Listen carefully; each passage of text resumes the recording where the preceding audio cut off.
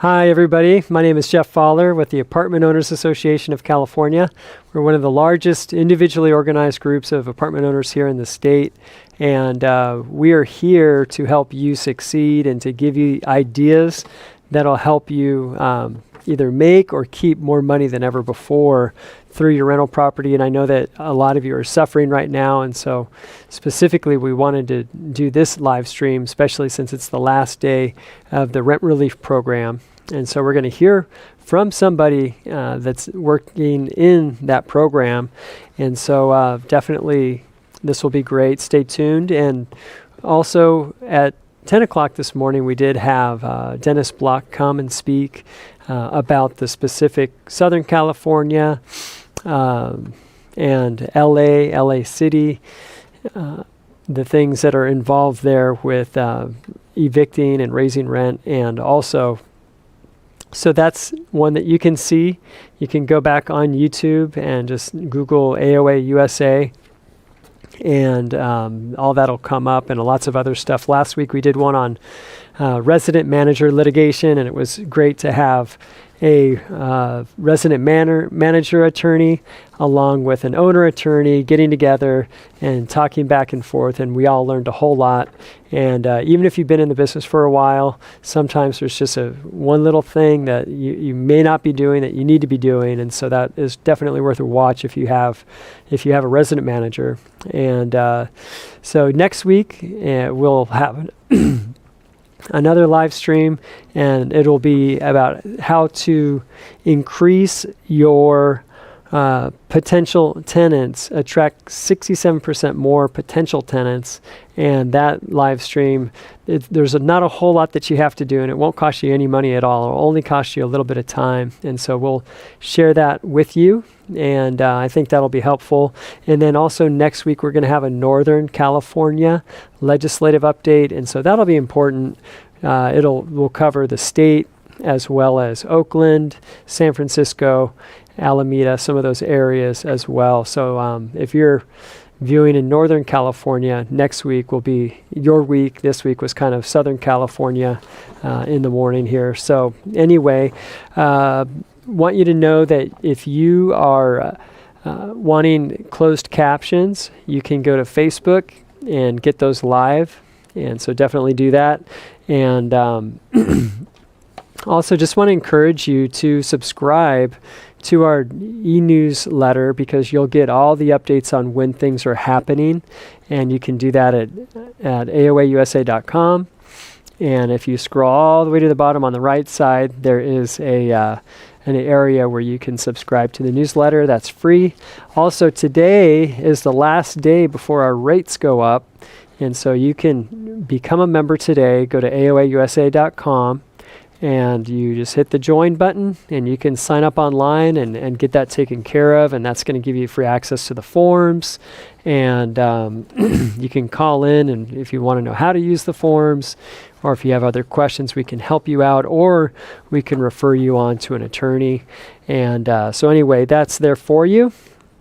And okay, so our speaker today, she has 30 years experience in affordable housing, 9 years at the California Housing Finance Agency, 7 years with Freddie Mac, 9 years with Keep Your Home California, and she is the section chief for the California Department of Housing and Community Development. And so she's been working with the ERAP program here for the last 8 months. So we have a highly qualified individual. It's my pleasure to introduce to you Lorrie Blevins.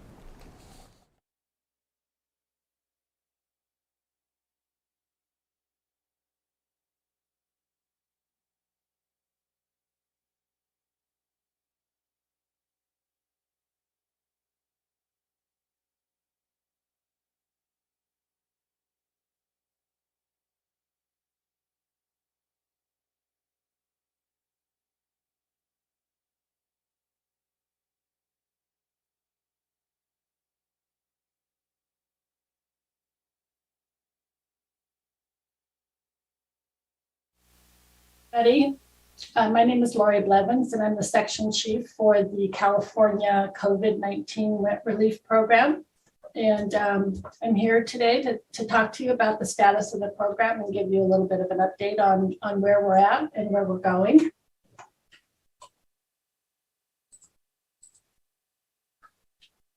So just to give a little bit of a background, the COVID-19 program, Rent Relief Program, launched just a year ago. On March 15th, we opened up our application portal. The program really focuses on low-income families who are at risk of eviction due to the pandemic. We work with not only with our local partners, we have a contract, and we work in partnership with LISC, who employs about 119 community partners around the state, CBOs, and they are boots on the ground. They were instrumental in helping us get the applicants in the door through the process. It is an online application process, so that posed some challenges to some families. So we're working with LISC and the local partners across the state. We feel we made a lot of progress in getting the most underserved in the door and through the process, and they continue to work with those applicants today. So as of today, we have dispersed over $2.5 billion. That is a B with billion, and have served over 200,000 applicants, tenants, and landlords. Today is the day that we are closing our application portal. It will close at midnight tonight. And so all applications have to be in, and we are moving forward, and we'll make sure that everybody that is in our pipeline will get paid.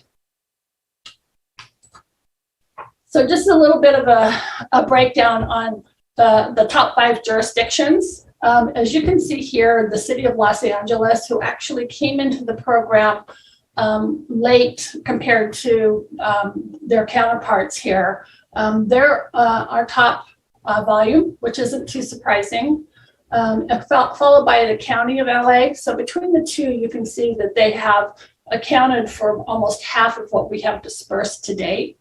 And including in the number of households served. So LA City, LA County, followed by Orange County, and then Contra Costa County, and then San Francisco County.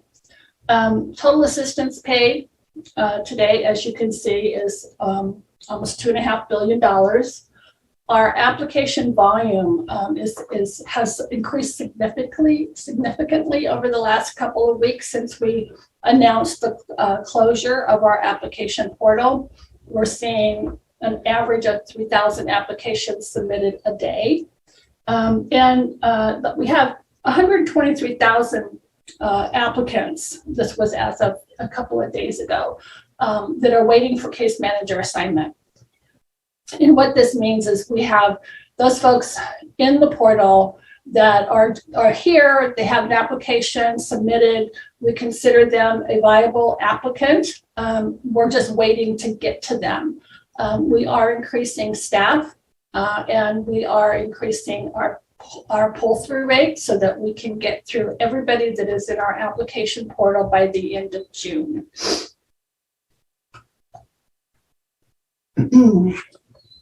So our funding came from the U.S. Treasury. We received 2 different allotments. One was ERA 1, ERA 2, 2 different congressional allocations. The state as a whole got $5.2 billion. And a lot of the local governments continued to run their own program.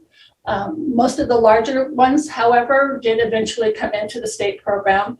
The state was awarded $2.2 billion or $2.3 billion, I think, from the Treasury for their initial allocations. And part of the Treasury guidelines for the ERA 1 was that there would be a reallocation process that would be done at a certain period of time. They were going to look at what states had spent what. And and reallocate funding to the states that needed the most. And that would have been California, New York, and probably Texas. So when the reallocation started, in our first request for reallocation was at like $1.9 billion. And we got like 56 million. So that was a disappointment. We knew that there is funding, and we do know that there is funding that will eventually be able to be reallocated from the Treasury. But just the cadence of when they were doing those reallocations wasn't really keeping up with the need in California. So in February, Governor Newsom signed into legislation SB 115, which is a cash flow loan to the program out of the general fund. And it is intended as a stopgap between our cadence of funding the applications and getting the award reallocation from the Treasury. So that actually was a big relief. We started picking up our pace once we knew we had the funding. So we started increasing our pay files so that we can get through them as many as possible. So, and because of that also is when we, part of that legislation required that we could not use that funding for anything past March of 2022. So the eligible period, if you will, for COVID-19 rental debt was defined, and that is as of April 2020 through March of 2022. So we will stop taking applications at midnight tonight. The program will continue to fund everybody that we have in our pipeline through hopefully everybody through March or through June, I'm sorry. Our goal is to get everybody funded by June. Applicants are eligible for up to 18 months of rental and utility assistance, but we cannot go past March. So if the 18 months takes them past March, they don't get the 18 months. So it's 18 months or past March is the limit. So we are trying to get as many applications through as possible. The process is that if the landlord doesn't participate, then we will pay the tenant directly. So we do have about 80% of our pay files go to a landlord. So we have a high rate of landlord participation. So what happens is the landlord applies, the tenant applies, and we process the applications together. And if approved, the landlord gets the funding. In addition, if we have a landlord or a tenant who has applied and they are not responsive to our requests for additional documentation, we reach out 5 or 3 different ways. First, there is an email, then a text message, and then a phone call. So 3 outreaches in a 20-day period. If the tenant doesn't respond to the documentation that we're asking for, they're moved into a non-responsive status. If once they are non-responsive for a period of 60 days, then they are declined. Now, as a landlord, a non-responsive status for a tenant is enough to proceed with eviction. And then we do have an appeal process. Everybody has a 30-day right to appeal if they are denied, and that will continue to continue until we are fully exhaust all of our funds. And that is the end of my presentation. So I am happy to take questions. Right. Well, that timeline that you laid out there, that's really useful. It's just for people to know, okay, you have they submit, they have 20-day period, and then they're good. Then the tenant's going into a non-responsive, and then you give them 2 months, and then they have that 30-day appeal period. I think that's really helpful information. And we have different questions here, and I'm not sure. Some questions I know you may not be able to answer. And can you clarify the questions that you don't want to answer, just for all the viewers, so they don't ask the wrong questions or ask questions that you're not going to be able to answer? The only thing that I would really I hesitate on answering, and that is the pending legislation, which is SB 2179. I can't comment on pending legislation. Right. Okay. Sorry. There we go. No, you're great. Thank you so much. Maybe tomorrow. Lorrie, this is great, but thank you. Okay, so here we are. Rebecca on YouTube, she has the question. Now that the state has allocated additional funds for unpaid rent, will this speed up the distribution process? And you really answered that. I mean, even just in what you said there, Rebecca, that was a great question. You had your hand on the pulse, I think, of what was happening and maybe why things were so slow. So that's great. Yeah, we're our pace has already started picking up over the last few payment files. We pay weekly. So our payment files were generally around 7,000 payments a week, 7,000 checks out the door a week. Mm-hmm. And so we've increased it over the last couple of weeks. We're at 9,000, 95,000, 10,000 this last pay file. So we expect to keep seeing an increase. Hopefully get to 15,000 pay files a week. Great. Okay, so that's your goal. And if you hit 15,000 a week, when would your projected finish be? Would that put you on your goal to finish by June 1st? Yes. June 1st? Yeah. And a lot of it, we're not exactly sure how many applications or viable applications we're going to have in the door after tonight, right? We know that a lot of the applicants probably won't qualify. Or there are duplicate applicants because, they haven't heard anything and folks get stressed. And so they apply again. So we get a lot of duplicate applications. So there is this, an estimate of about between 120 and 190,000 viable applications that we'll have in our pipeline after tonight.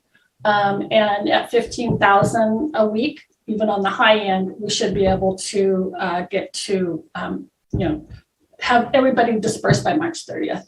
Okay, there's the math. That math helps a lot. I hope I'm right. Yeah, I hope you are too. And a lot of people are hoping you're right. So here we go. Okay, on Facebook, we have Abbott. The legislature has always assumed and now requires that landlords can't get written clarification from HIK regarding the status of their renter's application. We are repeatedly told that the renter's status is confidential. Going forward, will the program begin a process of providing information to housing providers regarding the status of applications to comply with legislature's expectations and requirements? So yes, if you are a participating landlord, then you would have visibility to the status of your tenant. If you're not a participating landlord, then you would not. So if you're a participating landlord, you can log into your account in the portal, and you can actually retrieve and print a program participation form, which is what you would use to take to court.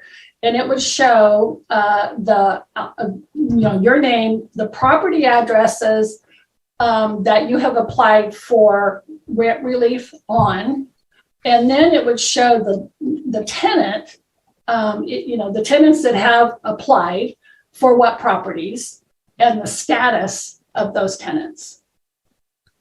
Great. All right, Van Nuys Apartments. If a tenant is asking for future rent to Housing is Key, that is meant that they will get their rent paid until the case is worked on. So yeah, they're not going to get paid. So what you're saying is that they're not going to you have to work on the case before you pay it.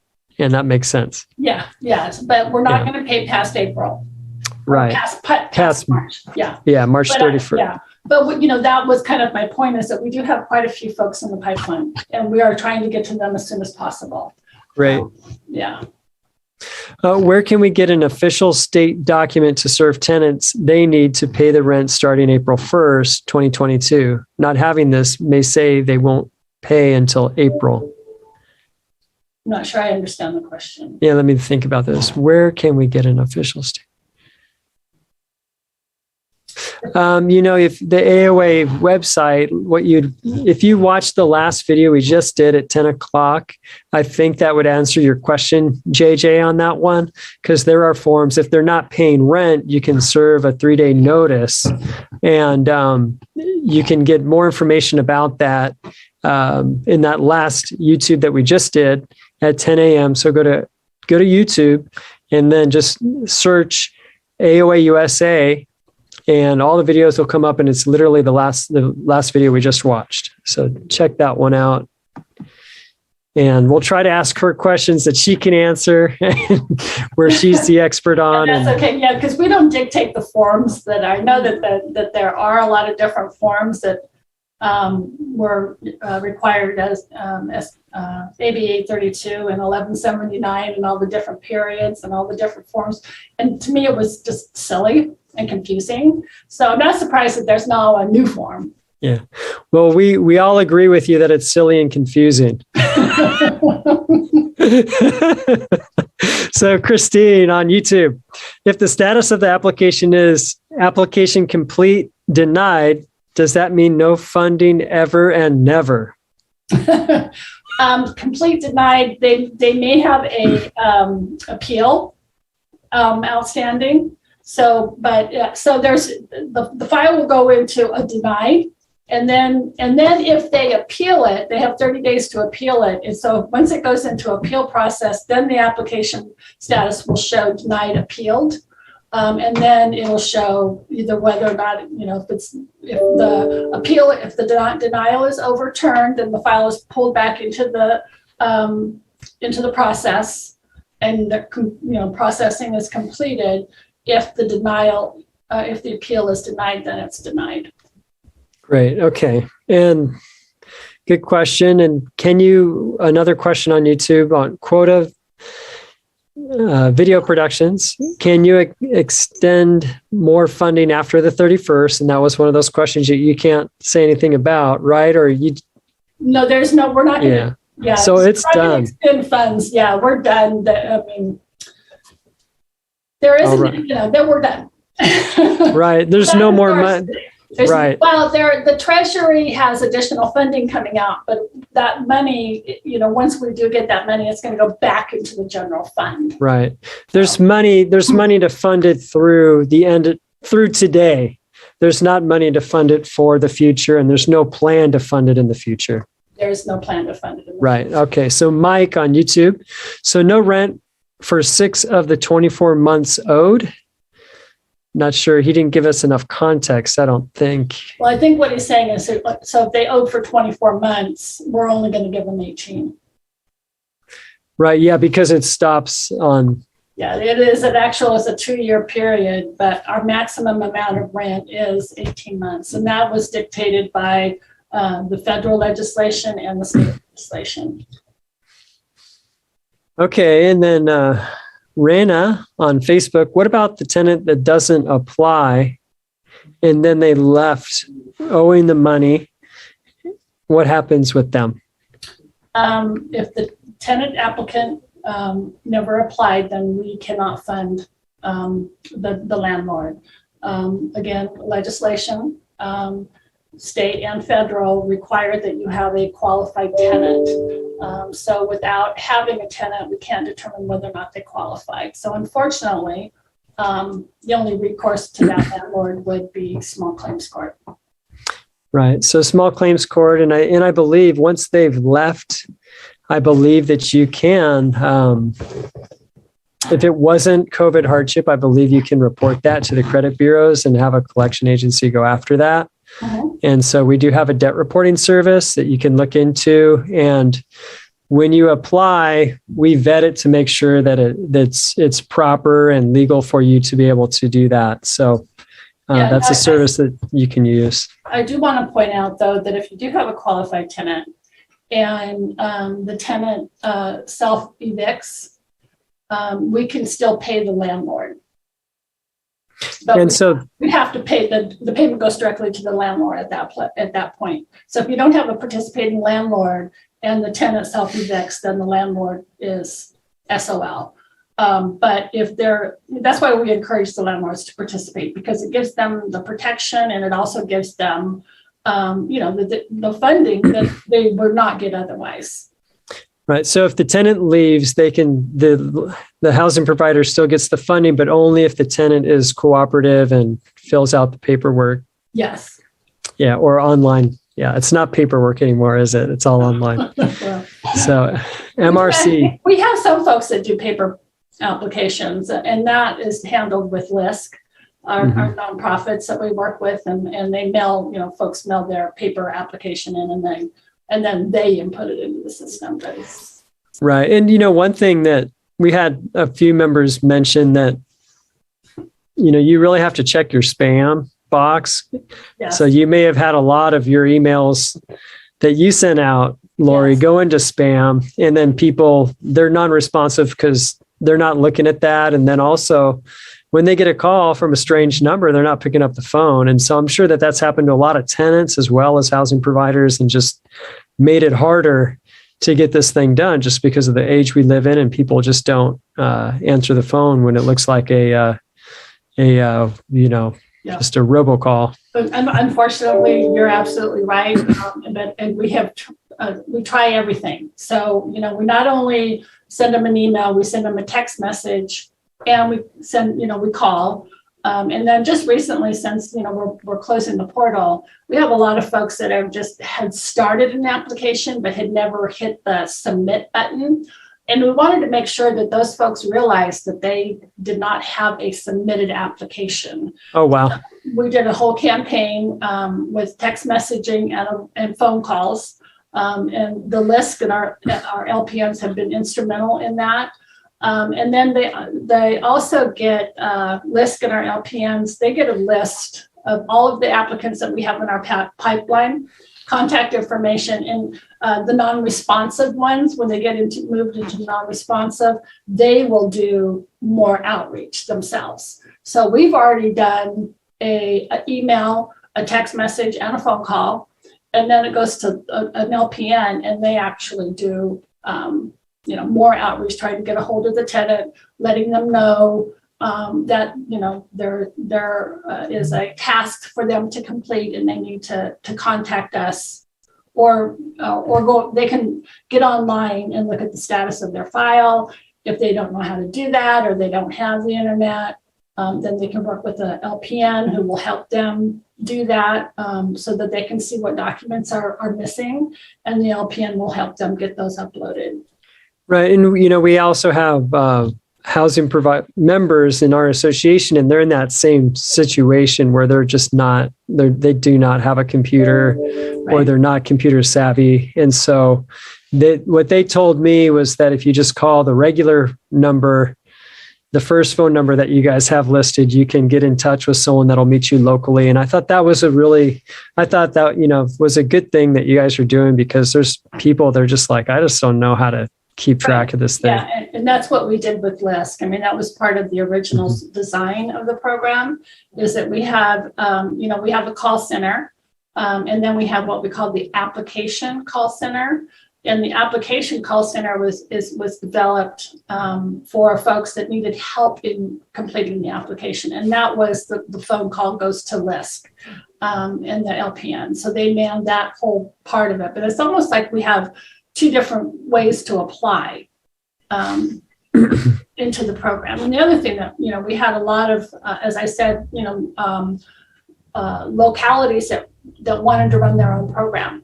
And so they would come into, you could, still go to, anybody could just go to Housing is Key website. It wasn't like they had to know whether or not their county had their own program or it was a state program. They just logged into Housing is Key, go to the website, put in their address, and our website would direct them to the appropriate program. All right. And then how can so filing for an appeal, is that something that only tenants can do? No, the LPNs can help them do that. Okay, but the landlord cannot do that.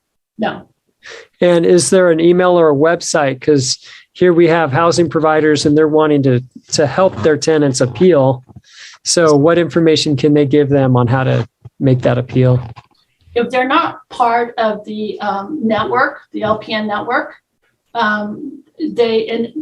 there's a couple of things that happens when an applicant applies, and they can designate an additional user on their application and or a additional representative. So if they have identified an additional user as a housing provider, if you will, that housing provider will get the same notifications that the tenant receives, and that housing provider would be able to help them complete an appeal.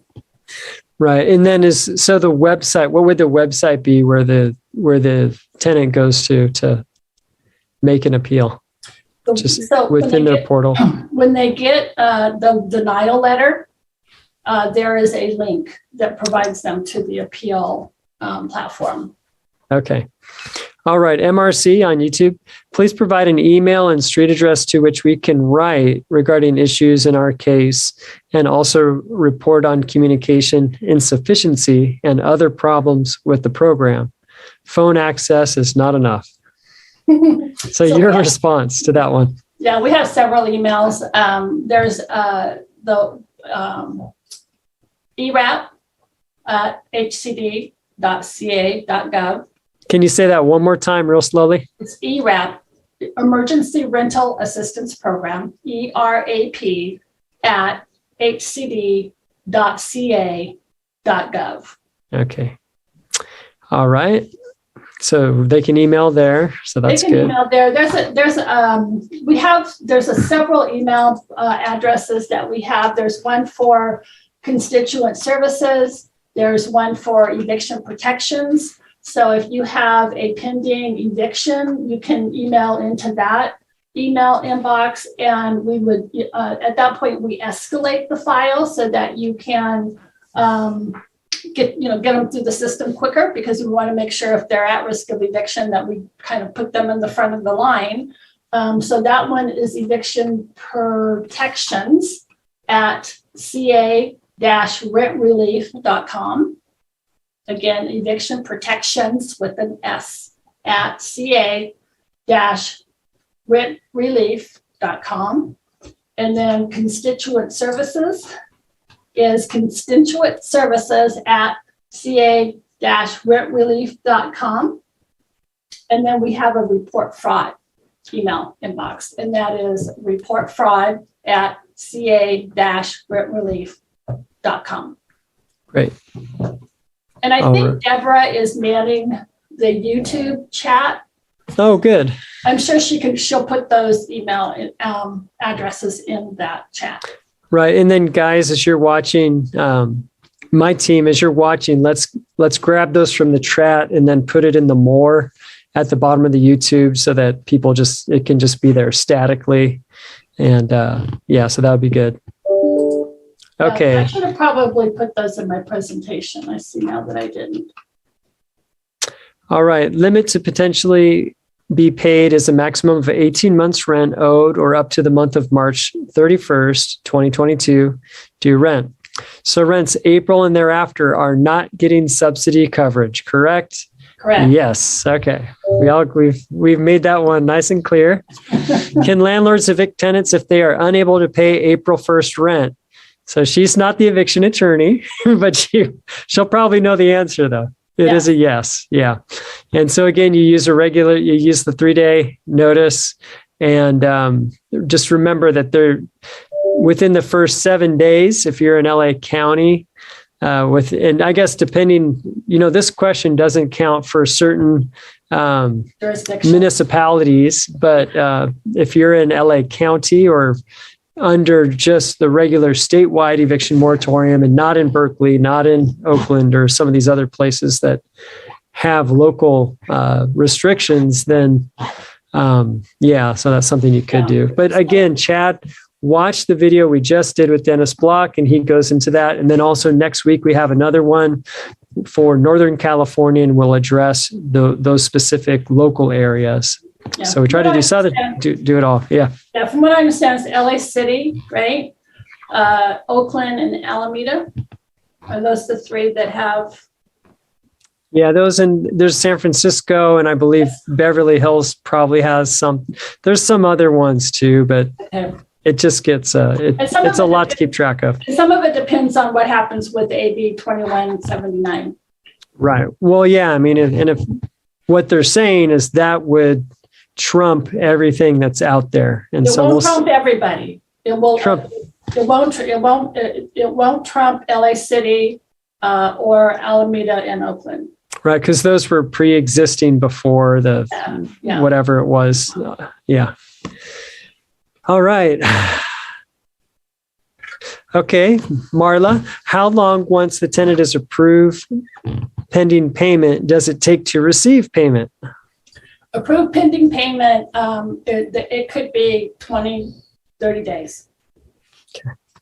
No, we're going to start, that's going to start speeding up, but that's what we've been doing. That's been our cadence, because there's quite a few processes that it still goes through. It goes through a QC process, but even once it goes to bill.com, it actually goes to the vendor that's going to actually cut the check. That can take up to 2 weeks.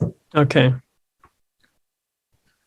If my tenant will not submit what is necessary for recertification, is there anything I can do as a landlord for this same tenant that owes March 2022 rent?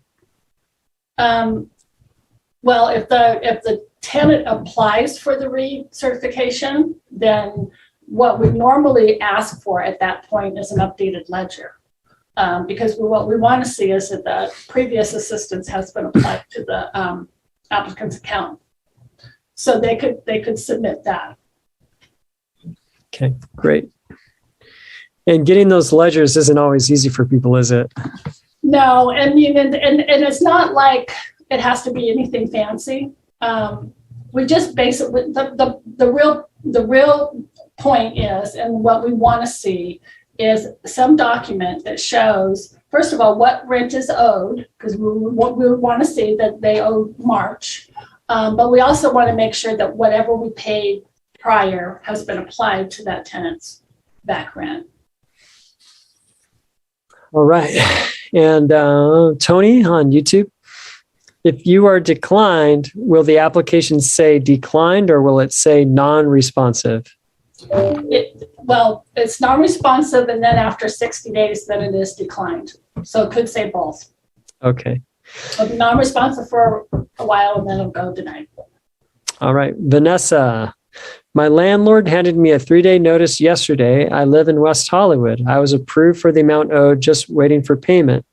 Can they hand me that 3-day notice on March 30th? Vanessa, not in West Hollywood. And they should just wait because they're going to get the money. So. Yeah, that's the other point. If a landlord evicts, now they can't, today you're still covered under AB 832. So technically they cannot serve you a 3-day notice today. They, under current legislation, tomorrow they could, but if they evict you for non-payment of that rent, they're not going to get the benefits. So okay. It's not to their best interest to proceed with an eviction when we're so close to paying you. Yeah. All right, Vicky, I have been approved and received my email stating a check will be mailed in October 14th. Oh, and no, in 10 to 14 business days. Is this correct? Because the waiting has been awful. I applied in August and it's taken this long. I'm so sorry. Yes. There's a couple of things that will delay you actually getting it. And one of the things that we're finding is just the old-fashioned U.S. mail, because a tenant will receive a check. They do not receive an ACH, or a landlord can get either. But all of our tenants are paid with a check. So it takes 10 to 14 days for them to issue it. And then you have to wait for the mailman to deliver it. And so in what instance does the tenant get paid? And because it seems like, is it only when the landlord's non-responsive, or is there another situation? If the landlord is not participating, then when I say participating, I mean the landlord applies, right? But he also has to submit documentation. And the biggest thing is the W-9. The landlord has to complete an application for the property address, that he wants, that they're applying for, and they need to submit a W-9. If the landlord doesn't submit that W-9, we do not consider them a participating landlord. And then that goes to a direct tenant pay file, and the payment will go directly to the tenant. All right. Is the tenant obligated to pay the landlord? Oh, yeah. Yes. By law, 15 days. They have 15 days to pay the landlord. And if they don't, then that's where you would go to the report fraud, and we will do an investigation. And eventually these folks are going to get prosecuted. We're just, it's right now we're just working with trying to work through the system on who's going to investigate what, how are we going to recover that funds, but they will eventually get found, and we'll take the money back somehow. So you said it was report fraud at report fraud at ca.rentrelief.com. Okay, ca.rentrelief.com. Okay, there you go. And that was Maria's question. That was actually the next question. So good timing, Maria. Okay, Bea. My tenant that owes $40,000 refuses to fill out an application. As I know she qualifies, but because of jealousy. So why the landlord can't get paid? All her files were submitted to the city and not to the state. I'm sorry. So if you're in the city, then the protections are different. And I don't speak to what the LA City eviction protections are. But if you were not in the city of LA, you would, the eviction protections would go according to AB 832, and according to that legislation, you would have been able to evict. Right, and they're just, I think they're more wondering, like, we can prove that this person lived here, that this is what they owe. Why can't we be paid? Why does the tenant have to participate in the program? I think that's the question they're trying to ask. Yeah, and that's because it's required under the legislation. Yeah, so it's interesting because there's she's not the only one. Oh, I know. I hear this a lot, and I wish that there was a way that we could have done it, but it's just the way the legislation was written, and so we don't really have a choice. Yeah, so just poorly written, I guess. So, but you can't foresee everything, but still, gosh, amend it and get it, fix it like a year, 7 months ago, a month into it, right? It literally would have taken an act of Congress. Yeah. So. Well, Congress needs to act, don't they? Although that's a nice little euphemism or whatever, but they need to act, because man, this is serious stuff for everybody.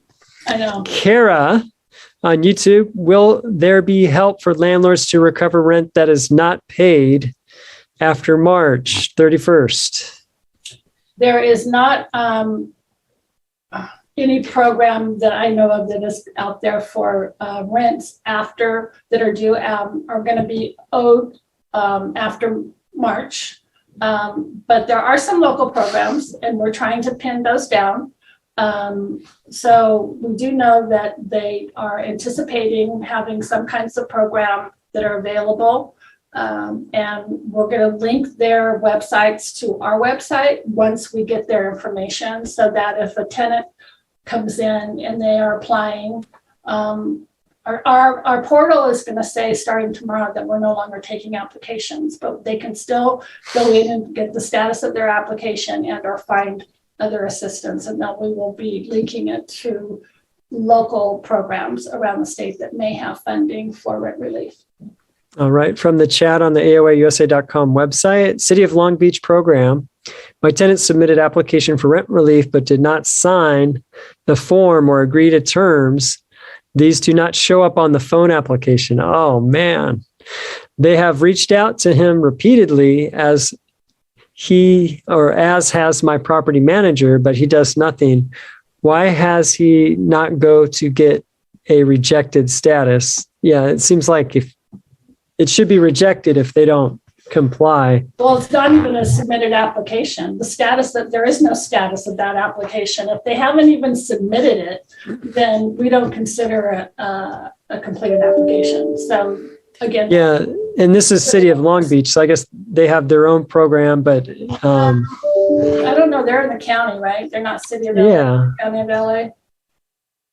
So I'm not aware the county has a program. Oh, yeah. So sorry, Laura, on that one. Yeah. Okay. Campos on YouTube. If a tenant applies and goes over the 18 months, do they just get credit for up to the 18 months? And you answer that a couple times. Yes. Facebook, Clearstone Property Management. One of our tenants mentioned that the case manager told them that their household income is above the threshold. The husband lost his job not too long ago. Is there a chance that the case will get approved? And should they update that the husband is not working currently? So I guess it depends. So if you have an applicant that got denied a while back because their income was over the limit, then they should apply again. And they should apply before midnight tonight. Yeah, get it done. Yeah. Here we go. Paul, I'm a landlord. I applied and received 8 months rent in July of 2021. My tenant was recertified in September. Do I need to reapply for the additional 10 months for August 21 to March 2022? Yes. Yeah. All right, man, Paul, I am so glad that we did this live stream. Yeah, there's a couple of things I want to talk about for the recertification. So okay, go for it. So right now we're working with really old applications. We were prioritizing when we thought we weren't going to have enough funding. We switched our priorities to our most vulnerable and our lowest income applicants. So we were working with our 30% AMI and below, and people and folks that were at risk of eviction. So that was our prioritization. So we had applications that we weren't getting to that were folks had applied in 2021. So about a month ago, I think it was, we switched our prioritization. When we got the funding from SB 115, we switched our prioritization so that now we're working on our oldest applications. So we're working on applications like this one, where they came in last year, or even the very beginning of this year. What we're supposed to be doing in case management is, as we're processing that application and we see that, they applied for rent and, they wanted October, November, December, January, right?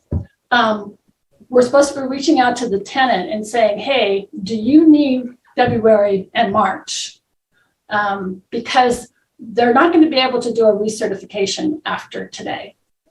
So we're trying to get those done now and while they're in the process. Now, if one gets missed, which probably that will happen, what we want the tenants to do is appeal. So they'll get their notice of benefits. They'll get an approval notice, and it's going to show what months they're getting approved for. If it doesn't show that they're getting paid all the way through March and they need that all the way through March, they need to appeal their payment. And that way it'll get back into an AFR and we can automatically add it. But if they don't appeal, they won't be able to come back and add it after tonight. Does that make sense? I hope so. A little complicated, but we're trying to get that message out also. But I mean, the standard business practice right now is we're supposed to be calling and getting everybody updated. But as you can imagine, we're approving 10 to 15,000 applicants a week. So not all people will be contacted, or we won't be able to get a hold of them. And so they'll just continue processing that applicant and get them paid. And it may not be as much as they needed. What does program evaluation mean? Are you talking about a status? Yeah, it looks like, I think that's what they're saying. This is Bobby on Facebook. And the status is program evaluation? Yeah. I think because, it just seems like that would be something that she's getting. Under program evaluation, I don't know that that's a status. Yeah. So Bobby, there's tons of questions. We'll just keep hammering along because there are so many questions.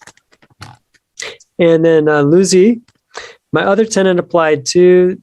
Then this year she started paying full rent, but come February, she said she lost her job and just paid 25% for February and 0 for March. What can I do? I filed 5 tenants a year back. To this day, I have not been paid. And then what is going on? So she doesn't know what happened with the status of those. And so maybe she needs to call in because she may not have if someone doesn't have their documentation, well, hopefully she's got her documentation. Yeah, go ahead. What do you think? What would you say to her? So this is a landlord? Yeah. Landlord applied and they applied for 5 tenants, but they don't know the status of those 5 tenants. Right. So they should, the landlord can go in and check their application, and they will be able to see what tenants applied that match theirs and those statuses. If they don't see the tenant, that means the tenant didn't apply. Okay. And so it doesn't say that the tenant did not apply. It just doesn't show the tenant. It just won't show. Okay. So that's, little, hindsight is everything. And even what we're doing today, man, I wish we had done it 4 months ago. Having you on, I mean, that would have been so much better to have had you on a while back, I think. Yeah. All right, Laura, after a landlord has applied for monies unpaid from September 2021, how do we know that the tenant has done the same? I'll say that again, sorry. So they applied, but it's stuff from September 2021. How do they know that the tenant has applied? Again, they should be able to go in and check the status. And if they don't see that tenant associated with their application, then the tenant has not applied. Okay. And so, and like you had said, after the 20 days, that's why we have that 20-day period, because that was part of AB 1179, right? So, I mean, I know that a lot of landlords feel like this whole eviction moratorium and everything is just not fair for them, and I get it, especially in some jurisdictions. But we honestly did try to make sure that our program was, strictly abides by 1179, so that the landlord has the 20 days. Applicant applies, our landlord applies, we notify tenant based on the landlord's application. Hey, your landlord has applied. You have 15 business days or 20 days to apply. If they don't apply within that period, then landlord can proceed with eviction.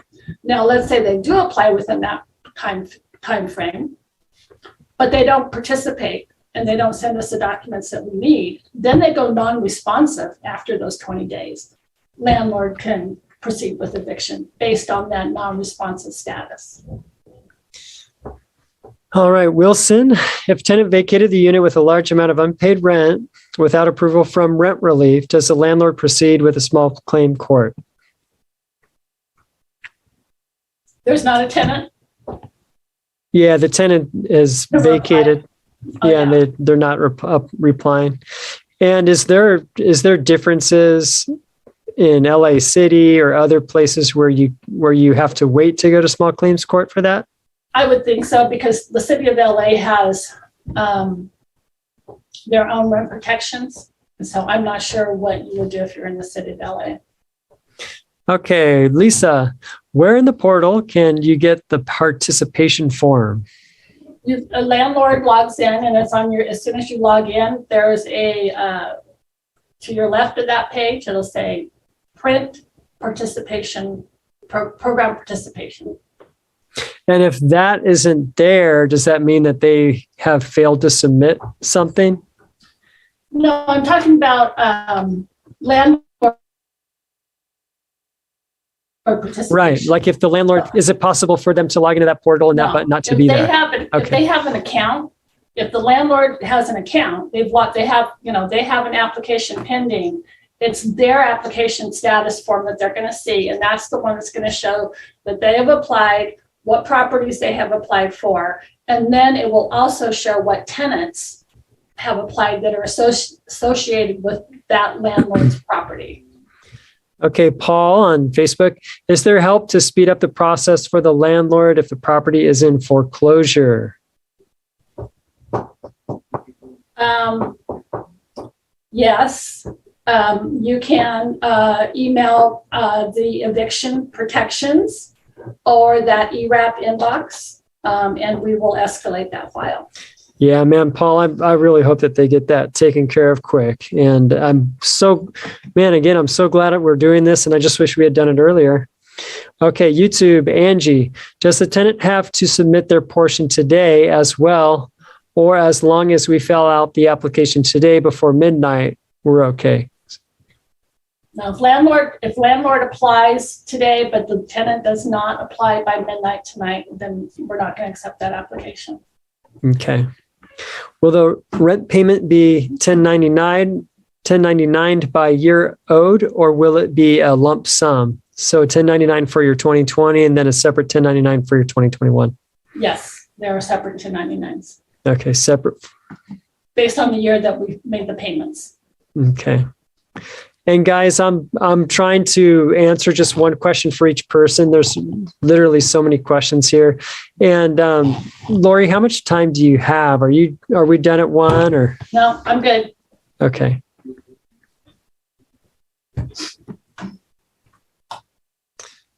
Okay, we applied with Long Beach tenant in February of 2022 and verified that all forms were okay. When should we hear back? If it was February, what would the timeline look like? For sure, what should they expect at this point? March, or the end of June. But so there's a couple of things that can delay it, and that is the responsiveness of both you and the tenant.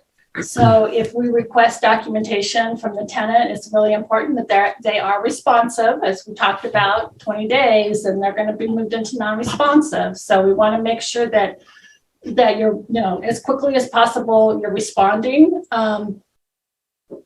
So the portal is closing today. We're adding staff and are processing our case managers. And so we should start seeing a lot more movement. So it could be very possible, if you just applied in February, that file hasn't even been assigned to a case manager yet.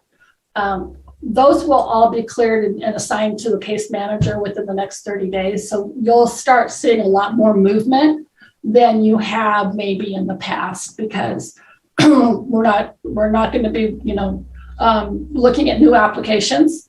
And, we're adding 500 new people to go through them. So great. Oh, wow. All right. Denise, what is a qualified tenant? Qualified tenant is somebody that's 80% below income, and they are renting a property in California. Okay.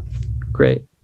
Maria, if a tenant has moved out but owes a huge rent amount, can you put them in collection?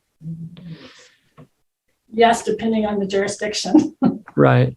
Yeah. So Maria, you can, if you're an AOA member, you can do the debt reporting service that we have.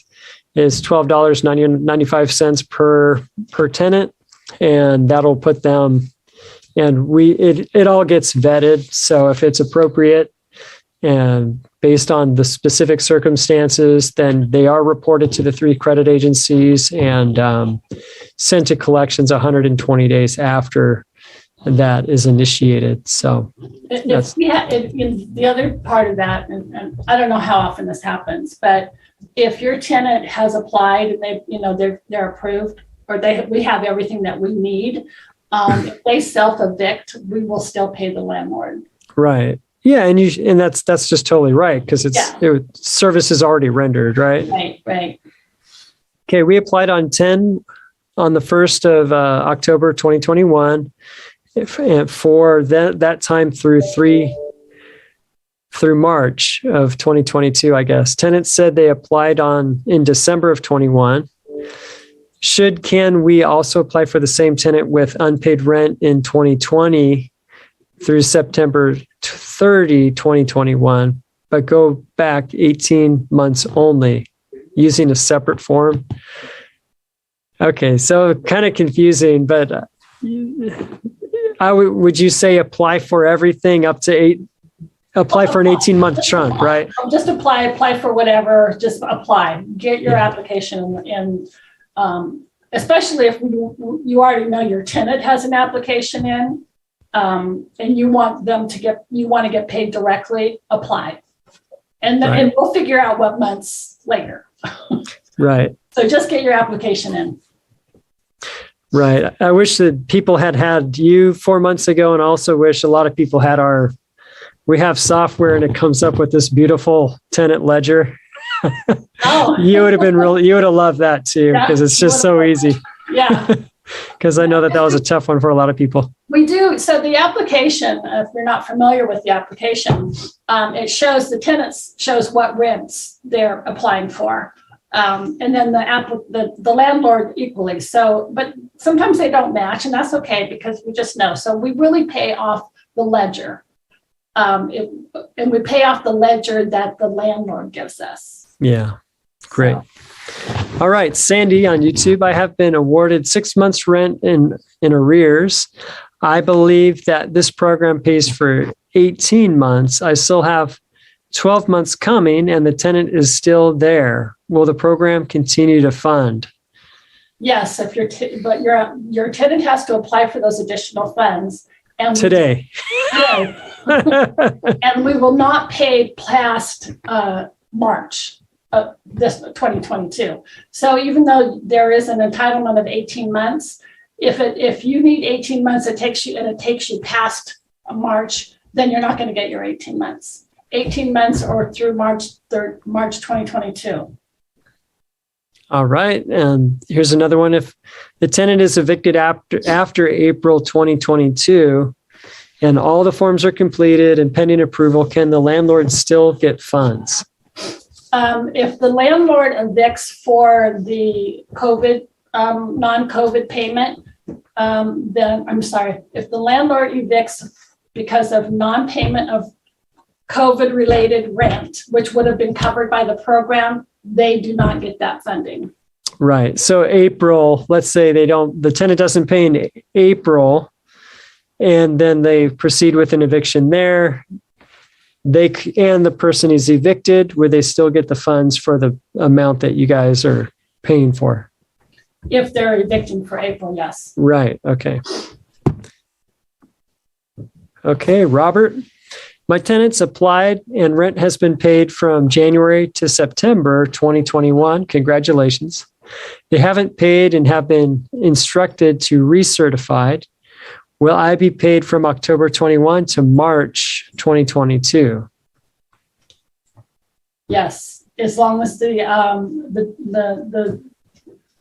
two things, when the tenant applied for recertification, or what we call additional funding request, if that application they applied for through March, then yes. If the tenant did not request through March, and we don't call them or we don't get a hold of them to say, do you need through March, then they need to appeal their payment. But if that's part of their application, absolutely they will get paid through March. Okay. Barbara on YouTube. My tenant and I submitted all required document. I called twice and was told that everything was in order. Last night, I got an email saying that I had not submitted required documents. What do I do? send in the correct required documents. Right. Yeah. So probably what happens is it's just, we don't require anything now, right? But then it gets to a case manager, they start looking at the file, then they say, oh, I do need XYZ. So, and if you have questions, you can email us, call the call center. Which do you guys prefer? Are you more efficient with answering emails or with the calls? Well, we were more efficient with the emails, but this last week has been crazy, and we can't keep up with our email inbox. So Deborah, who's on the phone with us or on this call, she manages that ERAP inbox. So, okay. And I have staff that help her. And so we're about 5 days behind in that email inbox. If somebody is calling for status or they're emailing in for a status update, and what we do is automatic response. If you're calling for status, please, you can look your status up in the portal, and then we have a link that directs them to what we call our friendly status matrix. So it gives an explanation of if this is what it says, this is what it means. So that I'm hoping that'll be helpful. Call center is also inundated. And so they're on callback. So if you call, you will automatically get a voicemail saying, experiencing high volume, we will call you back. And that callback, is, well, last time I checked was like 24 hours. Okay. All right. So folks, you know what to expect, and it's just kind of crazy. And the biggest deal is getting the tenant to apply and at least keeping it open, keeping the options open that way. And at least after the fact, you can get everything in, but at least just get it started today. And, get it submitted. Yeah. Oh, it has to be all submitted. It has to be submitted because you can start an application and you'll have an application started, it's not submitted. So we do have those folks in there that they've started an application and then they just stop. And so we want to make sure everybody knows that if you did not hit that submit button, you do not have a completed application in the system. All right. If tenant applied and was evicted after waiting over 1 year to receive relief, can the landlord still get paid for the outstanding balance? If tenant applied and was evicted after waiting for over 1 year, how did they get an eviction?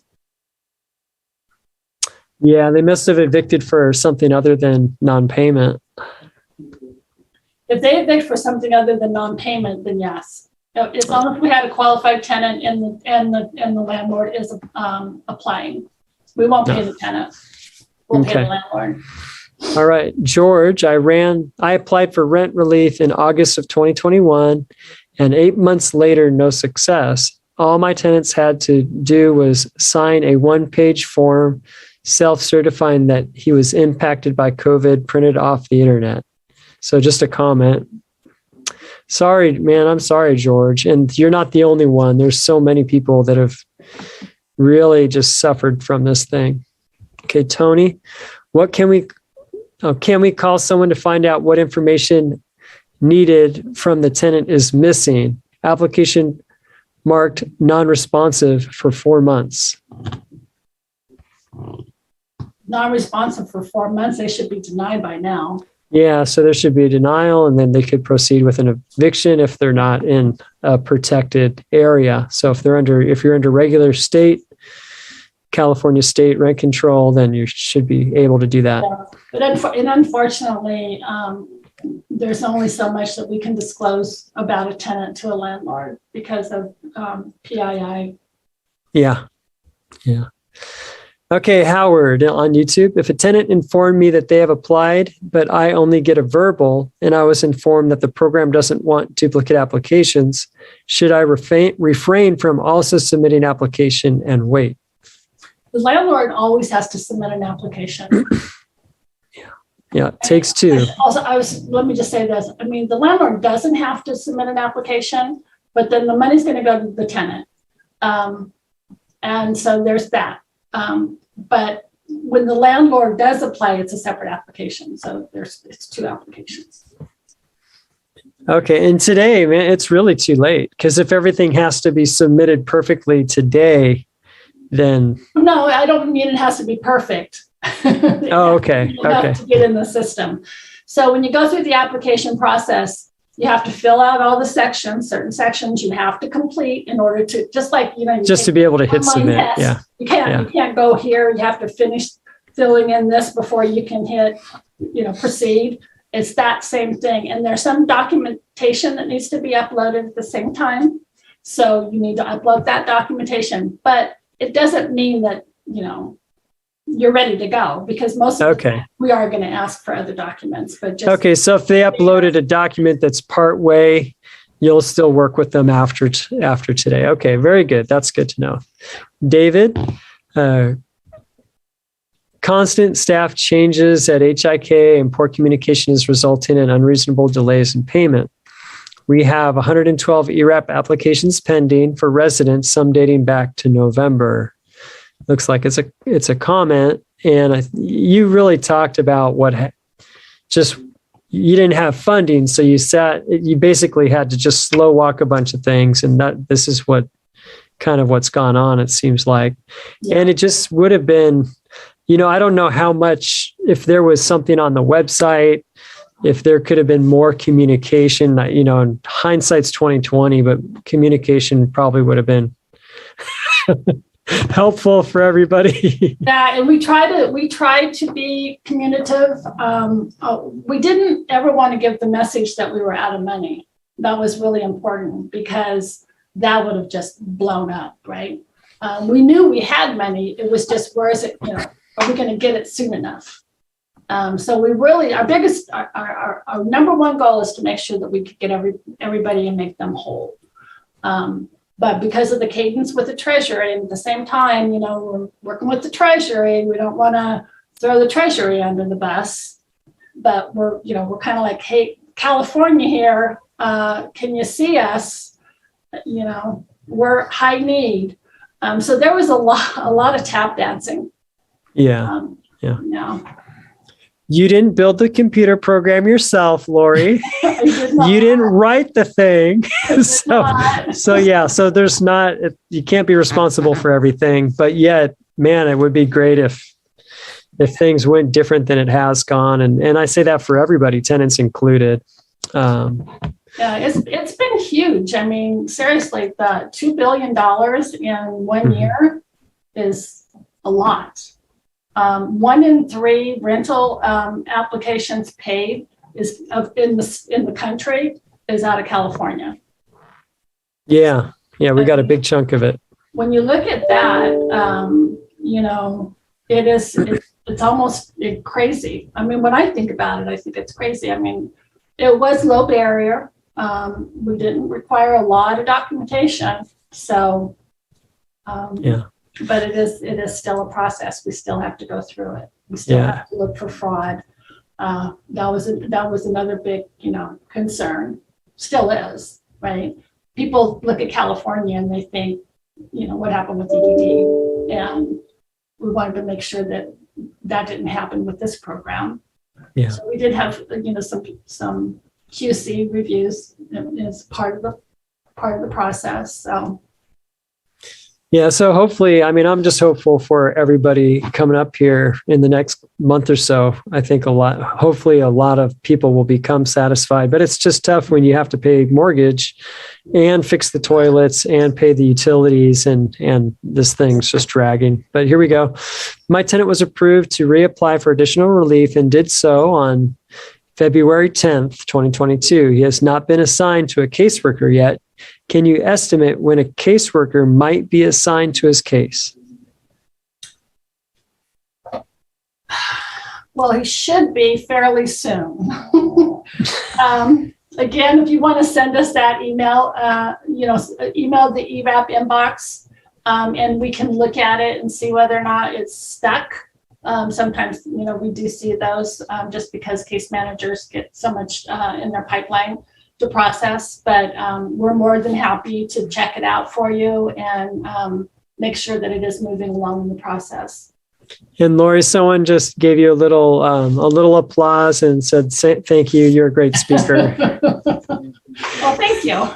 This is going a lot better than the one that we did earlier today. Oh, good. Well, that's good.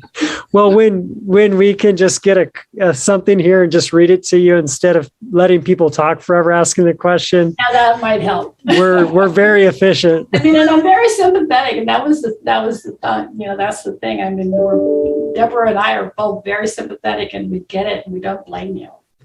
Yeah.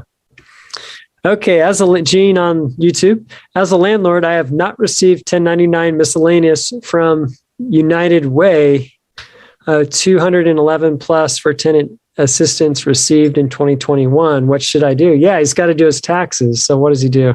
So United Way is an operator for some of the local programs.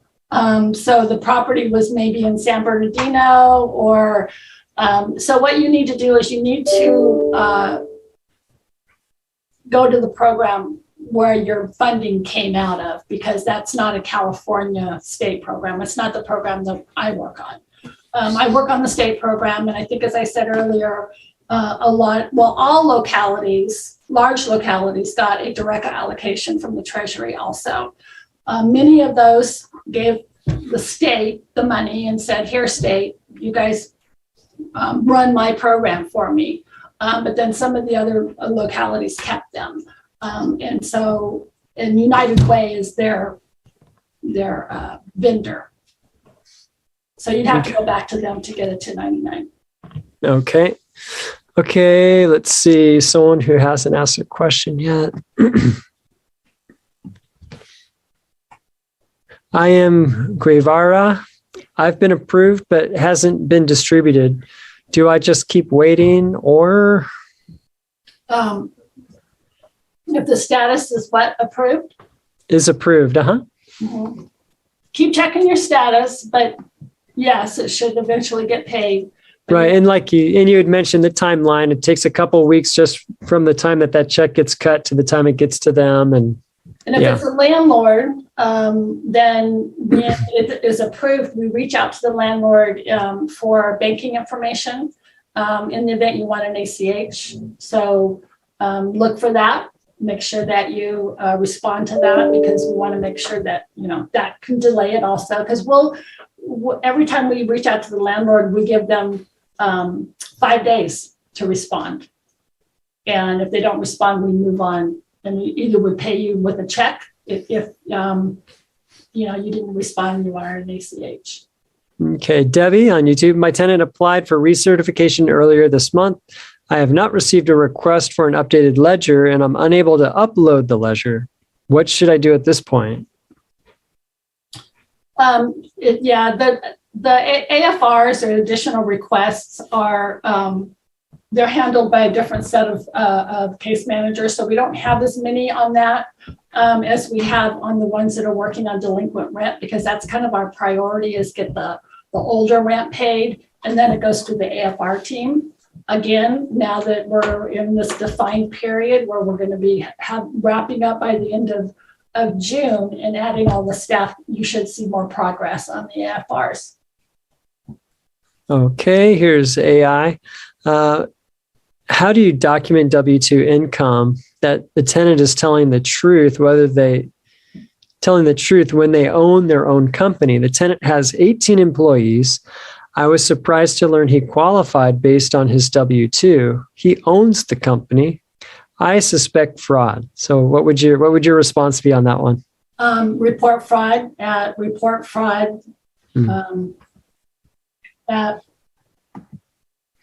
I have to look it up. Was it CA rentrelief.com. Okay, and hopefully I think our team's going to get that put on the more section of the YouTube. Mm-hmm. Okay, Angie on YouTube. If we apply, does tenants have to apply today as well, or as long as we've applied, we are safe to meet so this has been answered before, but they have to apply today. Get them on there, Debbie. And Michael, go to Michael. Are there any COVID protections for commercial tenants? And that's not in the scope of what we're talking about right now. But go back, if you just watched the video we just did at 10 a.m., they'll tell you about protections, and it really depends on where you're at, Michael. So we won't go into that one. Yeah. On YouTube, Nazalia, my tenant was approved and owed 4 months until April 1st, and I only received 3 months of it. So how will the remaining month get paid? So if your tenant, if you've already been paid, your tenant needs to apply for that March rent today. Okay. Another Laura, when we click on view edit, the next window just says application submitted. Okay. Application submitted is application is submitted and it's under review. Okay, so that won't let them. So that's the status for them. Yeah, and Deb, can you put the resource link also, so that put the link in wherever the chat you're in. That will take them, because if you go to our website, you could probably find it yourself if you went to our website, but we have what we call the status friendly matrix that I mentioned, and it'll tell you, this is the status, this is what it means. Lori, you know that right now what you're like answering so many questions that they'll be like somebody that you won't have to get to the rest. I know. Well, we do have a lot of information on our website. It's not easy to follow. Our website is translated into 6 different languages, and so it looks kind of funny right now. But there's a lot of resources that are out there. Great. Well, can we take a few more questions before you go? Yeah. Okay. Good. All right. So let me see. Modern Maharani. Do I have to have a 15-day notice to qualify for the rent relief? No, you don't. You have to be delinquent on your rent. Yeah, you want to serve those notice. Yeah, you just want to give notices. But okay, Bobby, on Facebook, my status says program evaluation. No one at the call center can give me a clear answer to what that means. So yeah. Evaluation. So we have I think this is what I'm thinking of. Your program evaluation, I'm not sure. I don't see that as a status. I'm looking at our status things right now. I know, so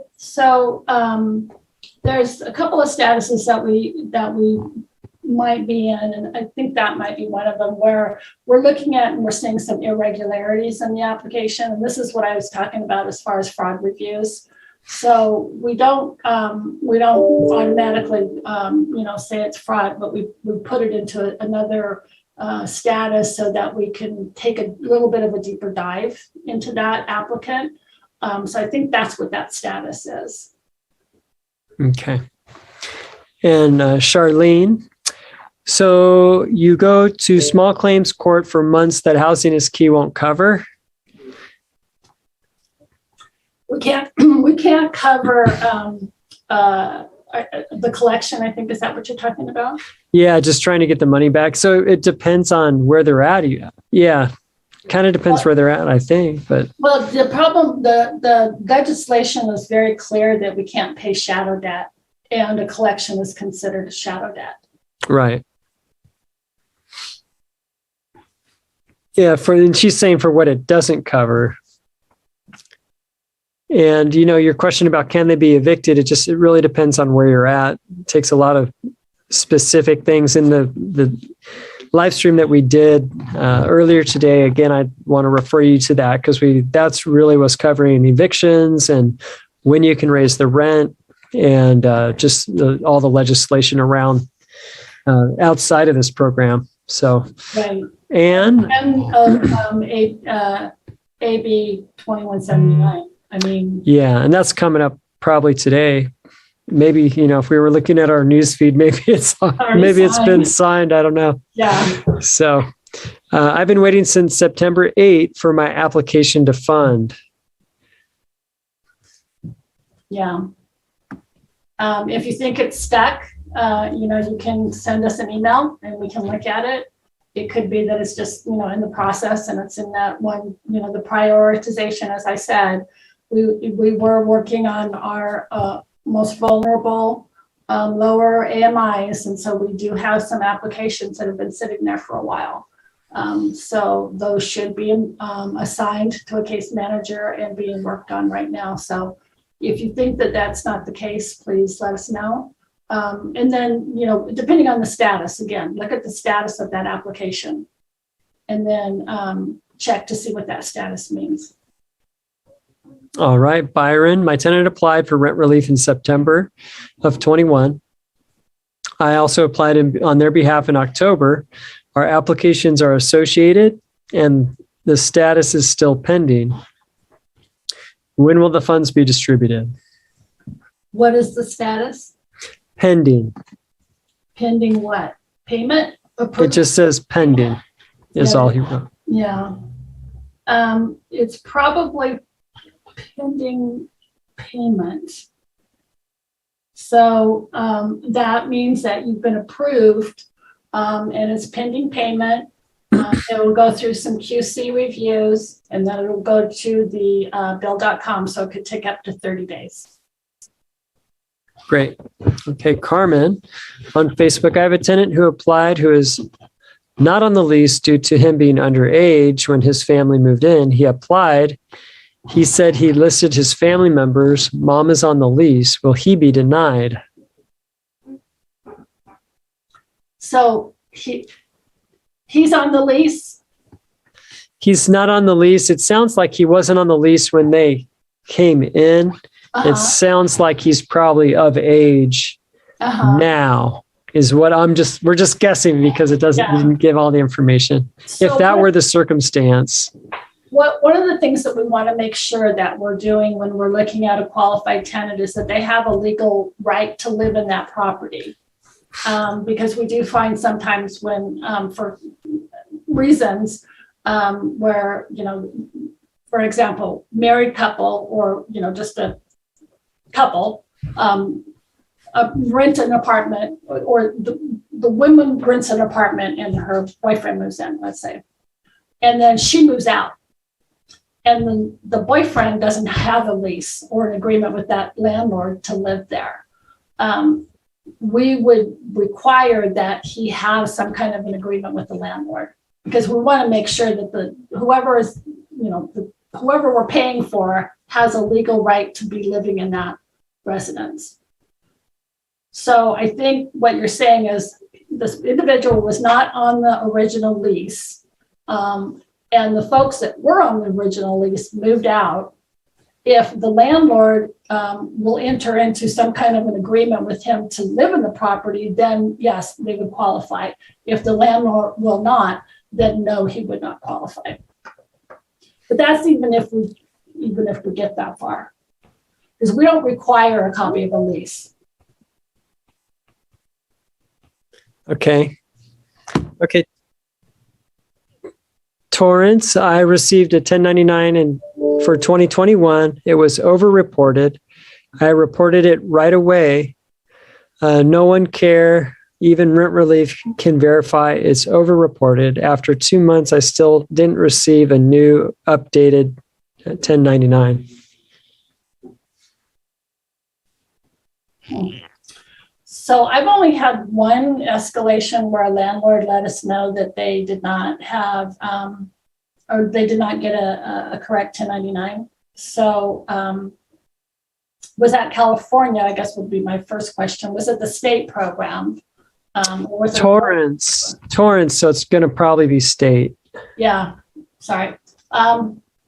Yeah, email us. Email the ERAC and let us know. We can figure it out. And then just with that, 5 days behind on a response. Yeah.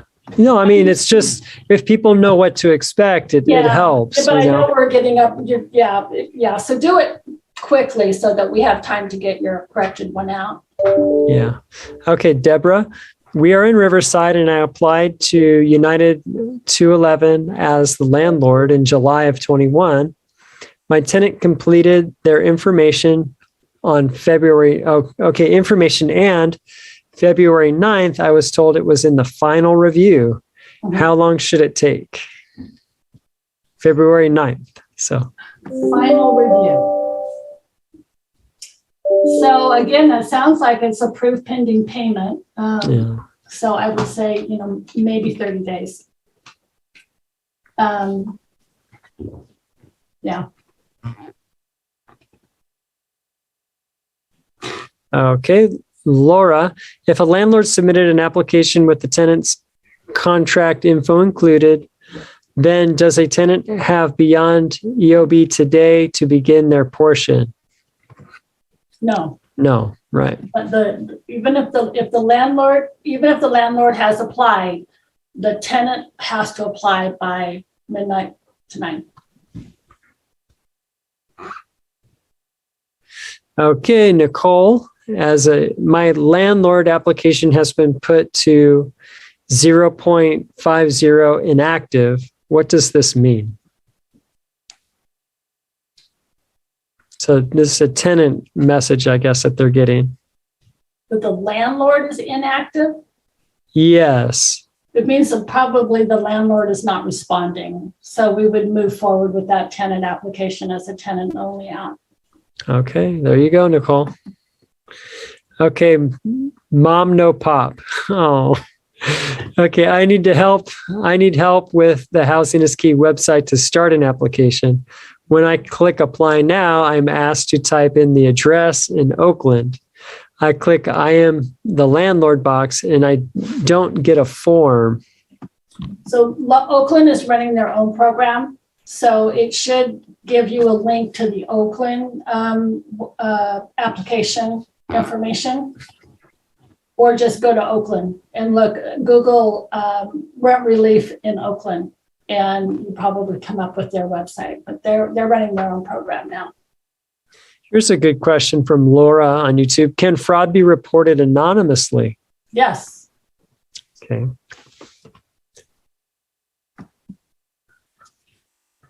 Okay, on YouTube, RYC. Hello, thank you for your help. I have a tenant that applied last year under older owners and got approved. She is trying to apply again now that we are new owners. Is this possible? Yeah, but it shouldn't be a new application. If it's the same property address, it's just a recertification, not a new application.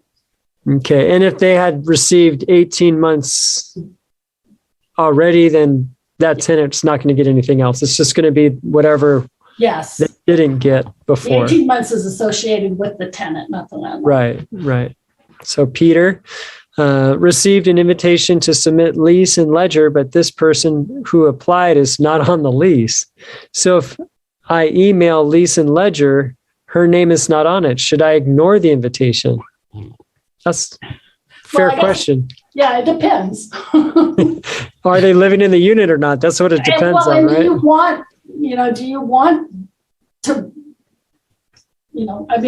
so you either have to put him on the lease or be okay with him being in the property.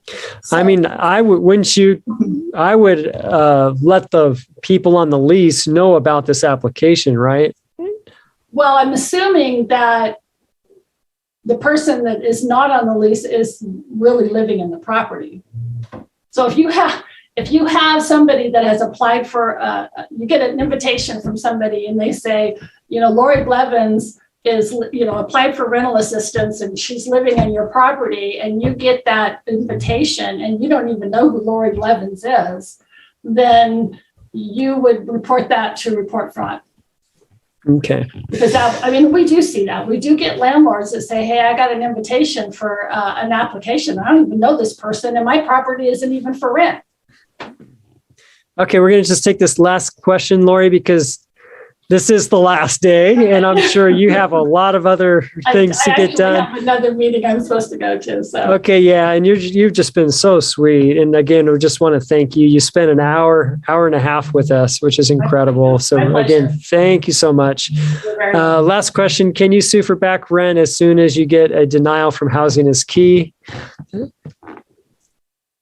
I don't know if you could sue, and it depends on where you live. Yeah.